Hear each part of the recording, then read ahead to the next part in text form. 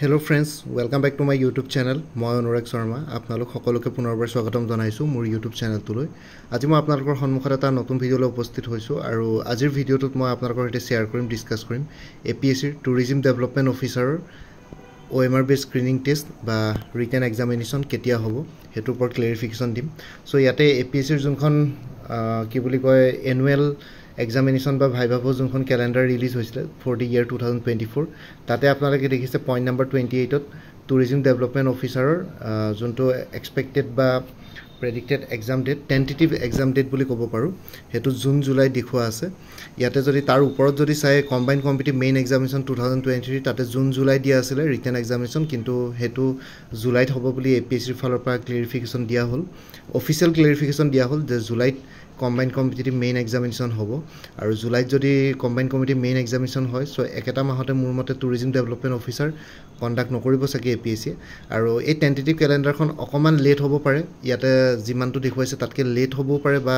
হেতুৰ মতেও হ'ব পাৰে, কিন্তু ইয়াতে যেহেতু জুন জুলাই কৈছিলে কম্বাইন্ড কমিটি মেইন এক্সামিনেশ্যন জুলাইত অনুষ্ঠিত কৰিবলৈ গৈ আছে। ইলেকশ্যনৰ কাৰণে অকমান কিছুমান বস্তু পেণ্ডিং হৈ আছিলে, সো হেতুৰ কাৰণে আপোনালোকে দেখিছে আৰবান টেকনিক্যাল অফিচাৰে হওক বা যোনটো আৰবান ফাইনেন্সিয়েল সাৰ্ভিস আছিলে সো তাতো অকমান তেওঁলোকৰ যোনটো ভাইভা পোষ্ট বা পাৰ্সোনালিটি টেষ্ট ইন্টাৰভিউ ৰাউণ্ড আছিলে সেইখিনিৰ অলপ স্কেডুল টাইমতকৈ অকমান লেট হ'ল। সো ইয়াতে টুৰিজম ডেভেলপমেন্ট অফিচাৰ কথা যদি কওঁ জুলাইত যদি কম্বাইন্ড কমিটি মেইন এক্সামিনেশ্যন হয় তেতিয়াহ'লে টুৰিজম ডেভেলপমেন্ট অফিচাৰ মেবি জুলাইত নহ'ব পাৰে, কাৰণ আৰু বহুতকেইটা পৰীক্ষা আছে আৰু CDPৰ জুলাই আগষ্ট বুলি দিয়া আছিলে। সো CDPৰ এক্সাম জুলাইত নহয়, CDPৰ এক্সাম মোষ্ট প্ৰবেবলি আগষ্টত হ'ব। আৰু tourism development officer APSC combined committee main examination যদি জুলাই ফাৰ্ষ্ট উইকত হৈ যায় তেতিয়াহ'লে মেবি টুৰিজম ডেভেলপমেন্ট অফিচাৰৰ পৰীক্ষা জুলাই শেষৰ ফালে হোৱাৰ সম্ভাৱনা আছে। আৰু যদি APSC যেহেতু যোৱাকালি tourism development officer official syllabus release কৰিলে এক্সাম পেটাৰ্ণ সিলেবাছ ইংলিছ আৰু জেনাৰেল ষ্টাডিজ এৰিথমেটিকৰ পেপাৰ থাকিব। সো সেইখিনি যদি চাওঁ তেতিয়াহ'লে ক'ব পাৰোঁ যে মেবি এক মাহৰ ভিতৰত tourism development officer APSC conduct কৰিও দিব পাৰে, যিহেতু তেওঁলোকে যোৱাকালি সিলেবাছ মানে ৰিলিজ কৰিলে অফিচিয়েলি পাব্লিছ কৰিলে। সো হেতু কাৰণে মোষ্ট প্ৰবেবলি জুলাইত কম্বাইন্ড কমিটি মেইন এক্সামিনেশ্যন যেহেতু হোৱা সম্ভাৱনা বেছিকৈ আছে, মানে হ'বই যেহেতু জুলাই বুলি ক'লে অলৰেডি। সো হেতু কাৰণে আপোনালোকে জুনত টুৰিজম ডেভেলপমেন্ট অফিচাৰ পৰীক্ষাটো এক্সপেক্ট কৰিব পাৰে জুনৰ লাষ্টৰ ফালে শেষৰ ফালে 20 তাৰিখৰ পিছত। সো যেহেতু APSC এৰাউণ্ড যোনখন ৰুটিন আছে অফিচিয়েল, সো অফিচিয়েল যোনখন এক্সাম পেটাৰ্ণৰ সিলেবাছ আছে সো সেইখন ৰিলিজ কৰাৰ এৰাউণ্ড 1 মান্থ মানৰ পাছতে পৰীক্ষা জেনেৰেলি আগৰ ৰেকৰ্ডবিলাক যদি চাওঁ তেনেকৈ কণ্ডাক্ট কৰে। সো হেতু কাৰণে সেইখিনি যদি চাওঁ তেনেহ'লে টুৰিজম ডেভেলপমেন্ট অফিচাৰ জুলাইতকৈ আগতে জুনত হোৱাই সম্ভাৱনা আছে। আৰু যদি জুলাইতো হয় তেতিয়াহ'লে জুলাইত হ'লেও এটা কণ্ডিশ্যন থাকিব যে কম্বাইন্ড কমিটি মেইন এক্সামিনেশ্যন যদি জুলাই ফাৰ্ষ্টত হৈ যায় ফাৰ্ষ্ট উইক বা ছেকেণ্ড উইকত তেতিয়াহ'লে টুৰিজম ডেভেলপমেন্ট অফিচাৰটো জুলাই শেষৰ ফালে হ'ব পাৰে। আৰু যদি কেনেবাকৈ যদি মেইনছৰ এক্সামটো যদি জুলাই শেষৰ ফালে কণ্ডাক্ট কৰিবলৈ বিচাৰে APSC তেতিয়াহ'লে টুৰিজম ডেভেলপমেন্ট অফিচাৰৰ পৰীক্ষাটো হয়তো জুলাই ফাৰ্ষ্ট উইকত হ'ব পাৰে, নহয় জুনৰ লাষ্টত। সো এতিয়া যদি মই এইটো বস্তু কনক্লুড কৰিব বিচাৰোঁ, কনক্লুড যদি কৰোঁ তেতিয়াহ'লে আপোনালোকে গম পাব জুনৰ শেষৰ ফালে নহ'লে জুলাই ফাৰ্ষ্ট উইকত টুৰিজম ডেভেলপমেন্ট অফিচাৰ পৰীক্ষা হোৱা সম্ভাৱনা বহুত বেছি আছে, কাৰণ মেইনছৰ এক্সাম মোষ্ট প্ৰবেবলি জুলাই ফাৰ্ষ্টত নহ'ব, মেবি জুলাই লাষ্টৰ ফালে 3rd 4th উইক পাবগৈ পাৰে। সো হেতু কাৰণে সেইখিনি যদি চাওঁ তেনে টুৰিজম ডেভেলপমেন্ট অফিচাৰ আপোনালোকে জুনৰ শেষৰ ফালে নহ'লে জুলাই ফাৰ্ষ্ট উইকত, জুনৰ লাষ্ট উইক মানে জুনৰ 4th উইকত নহ'লে আপোনালোকে জুলাই ফাৰ্ষ্ট বা ছেকেণ্ড উইকত এক্সপেক্ট কৰিব পাৰে। সো হেতু মতে আপোনালোকে এটা টাৰ্গেট লৈ পেলাই পঢ়ি লওক, এৰাউণ্ড 30 to 40 ডেইজৰ ভিতৰত APSC tourism development officer conduct কৰাৰ সম্ভাৱনা ইয়াতে বেছি আছে যদি আমি গোটেইখিনি বস্তু কনচিডাৰ কৰোঁ। সো সেইখিনি আৰু লগতে যোৱাকালি যিহেতু এটা APSC অফিচিয়েল এক্সাম পেটাৰ্ণ আৰু সিলেবাছ দিলে তাৰ হেতু কাৰণে টুৰিজম ডেভেলপমেন্ট অফিচাৰ যোনটো ফুল কোৰ্চ আছিলে তাতে কিছুমান চেঞ্জেছ আহিছে। আৰু এই নতুন কোৰ্চটো হ'ল আগতে যিসকলে অলৰেডি কোৰ্চটো লৈছিলে তাতে অকণমান দামটো বেছি আছিলে, মেটেৰিয়েলছ বেছি আছিলে। ইয়াতে যিহেতু অফিচিয়েল যোনখন সিলেবাছ আছে তাতে কিছুমান মেটেৰিয়েলছ কমো হ'ল, পলিটি নাই, জিঅ'গ্ৰাফি নাই, ইক'লজি নাই, ঠিক আছে। সেইখিনি বস্তু যিহেতু মাইনাছ কৰিলে আপোনালোকে অলৰেডি যিসকলে পাৰ্চেছ কৰিলে তেওঁলোকৰ একো কথা নাই, তেওঁলোকে সেইখিনি বেলেগত এপ্লাই কৰিব পাৰিব অন্য কম্পিটিটিভ এক্সামছবিলাক like Assam direct recruitment and all. বাকী APSCৰ অন্যান্য যোনখিনি আপকামিং এক্সামছ আছে সেইবিলাকতে এপ্লাই কৰিব পাৰিব। বাকী যোনখিনি নতুনকৈ এড হৈছে তেওঁলোকে আগতে যিসকলে মোৰ পৰা কোৰ্চটো পাৰ্চেছ কৰিছিলে তেওঁলোকে মোক জাষ্ট হোৱাটছএপত মেছেজ এটা কৰি দিলেই হ'ল যে আগতে টুৰিজম ডেভেলপমেন্ট অফিচাৰ কোৰ্চটো আপোনাৰ পৰা লৈছিলোঁ। সো এতিয়া যোনখিনি আপডেটেড মেটেৰিয়েলছ আছে তেওঁলোকে সেইখিনি বস্তু ফ্ৰী অফ কষ্ট পাই যাব, যোনকেইটা PDF এক্সট্ৰাকৈ আছে। আৰু সো টুৰিজম ডেভেলপমেন্ট অফিচাৰ যোনটো ফুল কোৰ্চ আছে নতুনকৈ তাতে নেশ্যনেল টুৰিজম পলিচিখন ইনক্লুড আছে, 100 MCQs on travel and tourism আছে যিহেতু অফিচিয়েল চিলেবাছত ইনক্লুডেড আছে, 3000+ MCQs আছে ইণ্ডিয়ান হিষ্ট্ৰী আৰ্ট এণ্ড কালচাৰৰ ওপৰত,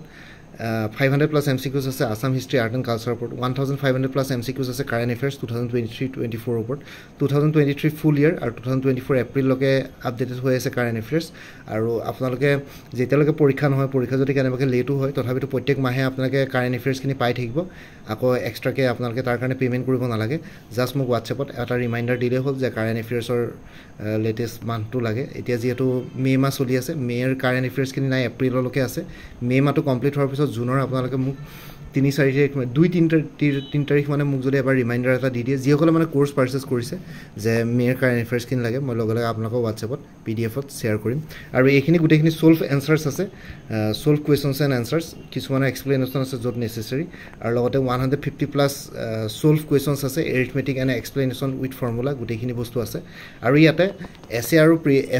প্ৰিচি ৰাইটিং ৰিপৰ্ট ৰাইটিং গ্ৰামাৰ সেইখিনি আছিলে ইংলিছ পেপাৰখনত চ' এছেটো ইয়াতে দিয়াটো পচিবল নহয় এছে আৰু আপোনালোকৰ যোনখিনি গ্ৰামাৰ ছেকশ্যন আছে সেইখিনি মই মোৰ ইউটিউবৰ ভিডিঅ' থ্ৰুৱেদি আপোনালোকৰ সৈতে শ্বেয়াৰ কৰিম আপোনালোকে just APSC tourism development officer বুলি যোনটো প্লেলিষ্ট আছে সেই প্লেলিষ্টটো ছেভ কৰি থ'ব সেই প্লেলিষ্টৰ লিংকটো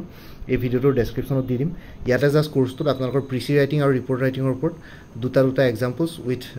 কেনেকুৱা ধৰণৰ কেনেকুৱা ইনষ্ট্ৰাকশ্যনছ ফ'ল' কৰিব লাগে প্ৰিচি ৰাইটিং ৰিপৰ্ট ৰাইটিং সেইখিনি বস্তু ইনক্লুড কৰি দিছোঁ আৰু ইয়াতে সেইটোৱে নোট এটা দি দিছোঁ এছে in English grammar will be covered on YouTube kindly save my playlist APSC tourism development officer এই প্লেলিষ্টটো ছেভ কৰি থ'ব আৰু এইটো যোনটো কোৰ্চ আছে এইটো 5200+ ছল্ভ কুৱেশ্যনছ PDF ফৰ্মেটত কভাৰ হৈছে প্ৰাইচটো 300 অনলি কোনোবা যদি ইণ্টাৰেষ্টেড কেণ্ডিডেটছ আছে তেতিয়াহ'লে মোৰ এই হোৱাটছএপ নাম্বাৰটো 9706557851 এই হোৱাটছএপ নাম্বাৰটো মেছেজ কৰি জনাওক যে APSC টুৰিজিম ডেভেলপমেণ্ট অফিচাৰ কোৰ্চটো লাগে মই লগে লগে আপোনালোকক পে'মেণ্টৰ লিংক দি দিম পে'মেণ্ট কৰাৰ লগে লগে গোটেইখিনি ষ্টাডি মেটেৰিয়েলছ আপোনালোকে PDF ফৰ্মেটত হোৱাটছএপতে পাই যাব আৰু লগতে বাকী অন্যান্য কোৰ্চেছবিলাক এভেইলেবল আছে যোনবিলাক আপকামিং এক্সামছ আহি আছে like APSC research assistant in finance service full course available আছে 450 APSC CCৰ preliminary for 2025 full course available আছে 450 আসাম কোঅপাৰেটিভ এপেক্স বেংক লিমিটেডৰ এছিষ্টেণ্টৰ ফুল কোৰ্চ এটা আছে 450 APSC child development project officer full course এটা এভেইলেবল আছে 400ত আগতে 350 আছিলে এতিয়া 400 কৰা হ'ল কাৰণ ইয়াতে ৰিপৰ্ট ৰাইটিং আৰু প্ৰিচি ৰাইটিং ছেকশ্যনটো ইয়াতে কভাৰ কৰা হৈছে ইংলিছ পেপাৰখনৰ বাকী এছেৰ টিপছবিলাক মই আপোনালোকক যোনটো APSC CDP বুলি প্লেলিষ্ট আছে তাতে দি দিম প্লেলিষ্টটো ছেভ কৰি থ'ব আৰু বাকী অপশ্যনেল ছাবজেক্টছবিলাক কভাৰ কৰাটো এতিয়া পচিবল যেন দেখা নাই কাৰণ মই তেনেকৈ মেনেজ কৰিব পৰা নাই মেটেৰিয়েলছ বাকি এটা ইংলিছ আৰু আপোনালোকে অকল জেনেৰেল নলেজৰ পেপাৰখন পাই যাব CDPৰ ক্ষেত্ৰত Assam direct recruitment 2.0 full course এটা এভেইলেবল আছে 450 উইমেন এণ্ড চাইল্ড ডেভেলপমেণ্টৰ ষ্টেটিষ্টিকেল এছিষ্টেণ্টৰ ফুল কোৰ্চ এটা এভেইলেবল আছে 400 আসাম পুলিচৰ ফুল কোৰ্চ এটা এভেইলেবল আছে 450